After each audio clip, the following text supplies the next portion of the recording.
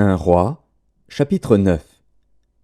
Lorsque Salomon eut achevé de bâtir la maison de l'Éternel, la maison du roi, et tout ce qu'il lui plut de faire, l'Éternel apparut à Salomon une seconde fois, comme il lui était apparu à Gabaon.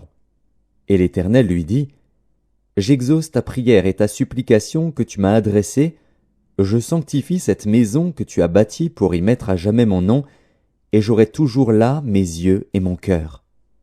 Et toi, si tu marches en ma présence comme a marché David, ton père, avec sincérité de cœur et avec droiture, faisant tout ce que je t'ai commandé, si tu observes mes lois et mes ordonnances, j'établirai pour toujours le trône de ton royaume en Israël, comme je l'ai déclaré à David, ton père, en disant, tu ne manqueras jamais d'un successeur sur le trône d'Israël.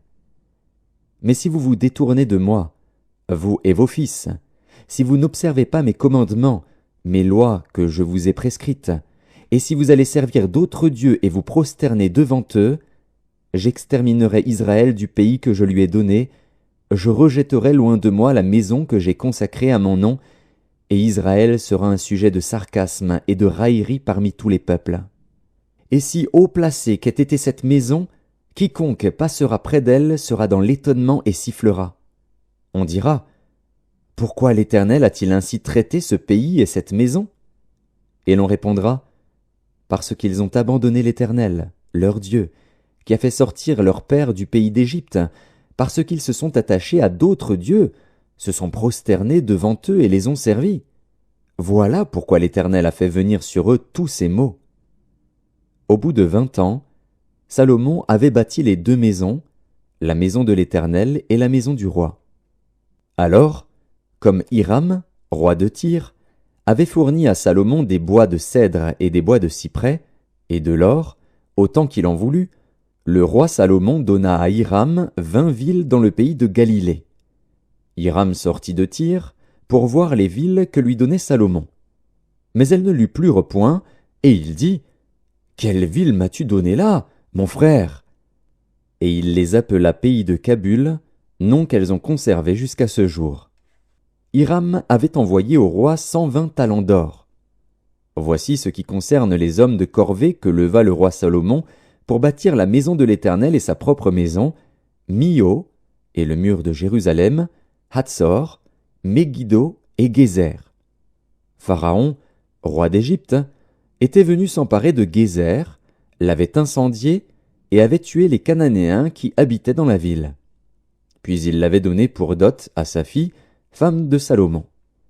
Et Salomon bâtit Gézer, Beth-Horon la basse, Baalat et Tadmor, au désert dans le pays, toutes les villes servant de magasins et lui appartenant, les villes pour les chars, les villes pour la cavalerie, et tout ce qu'il plut à Salomon de bâtir à Jérusalem, au Liban, et dans tout le pays dont il était le souverain. Tout le peuple qui était resté des Amoréens, des Hétiens, des Phéréziens, des Héviens et des Jébusiens, ne faisant point partie des enfants d'Israël, leurs descendants qui étaient restés après eux dans le pays et que les enfants d'Israël n'avaient pu dévouer par interdit, Salomon les leva comme esclaves de corvée, ce qu'ils ont été jusqu'à ce jour.